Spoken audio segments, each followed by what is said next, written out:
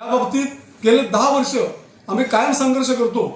फळपीक विम्याच्या बाबतीत फळपीक विमा कंपनी, शासन, शेतकरी आणि कृषी विभाग ह्या चौघांवर हा सगळा अवलंबून आहे आणि याचं मध्यस्थ म्हणून कृषी विभाग हे काम करते।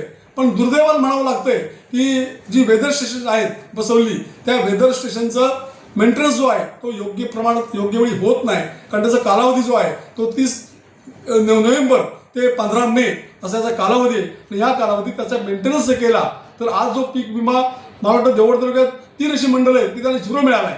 काही मंडळांना नाममात्र मिळाला आहे। आता उदाहरणार्थ मी पीक विमा उतरला होता 5,000 रुपये, मला 10,000 रुपयेच मिळत आहे।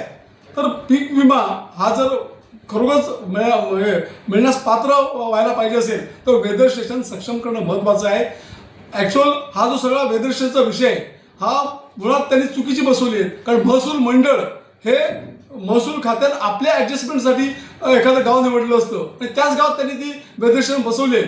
पण फळपीक विम्याच्या बाबतीत, हवामानाच्या बाबतीत त्या महसूल विभागाचं मध्यवर्ती गाव असेल त्या ठिकाणी वेदर स्टेशन बसवली तर खऱ्या अर्थाने त्याच्या नोंदी ज्या आहेत त्याच्या 3 प्रकार नोंदी होतात। एक ह्युमिडिटी किती आहे, टेम्परेचर किती आहे, रेन किती आहे, हेवी रेन किती आहे, ह्या सगळ्याच्या नोंदी ह्या ॲक्युरेट होतील आणि खऱ्या अर्थाने शेतकऱ्याला फळ पीक विमा जो भरतोय त्याचा लाभ मिळेल।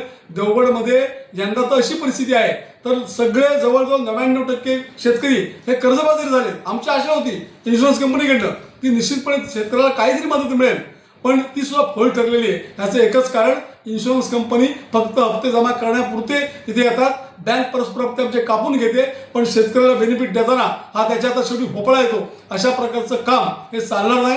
आम्ही या सभागृहात तालुका कृषी अधिकारी यांना विनंती केली आहे की तात्काळ जिल्हाधिकाऱ्यांनी या बाबतीत देवगडमध्ये कृषी अधिकारी असतील, वेदर स्टेशनचे लोक असतील, इन्शुरन्स कंपनी असेल आणि पंचायत समितीचे सदस्य आणि त्या ह्याच्यामधले काही सोसायटी असतील, अंमलबजावणी संस्था असतील, अन्य काही असतील, यांना घेऊन संयुक्त मिटिंग लावा आणि ह्याचा एक सरसकट देवगड तालुक्यात जी आपली 5-6 मंडळं आहेत त्या सगळ्यांना सरसकट नुकसान भरपाई जाहीर करावी अशी आमची मागणी आहे आणि जिल्हाधिकाऱ्यांनी याचा गांभीर्याने विचार करावा। देवगड हा आंबा मँगो बेल्ट जास्तीत जास्त आंबा उत्पादन करणारा तालुका आहे आणि अशा प्रकारे शेतकऱ्याचं कंबरडं मोडलं असेल तर हा शेतकरी परत उभा राहणार नाही। त्याला विम्याचा आधार आहे। माननीय नरेंद्र मोदींनी फळ पीक विमा अत्यंत चांगली योजना ही सुरू केली आहे, पण यंत्रणेची अनास्था, इन्शुरन्स कंपनीचं हप्ते गोळा करण्यापलीकडे कुठलंही काम नाही, ह्या अनास्थेमुळे ही योजना फेल ठरण्याचं काम ही यंत्रणा करते।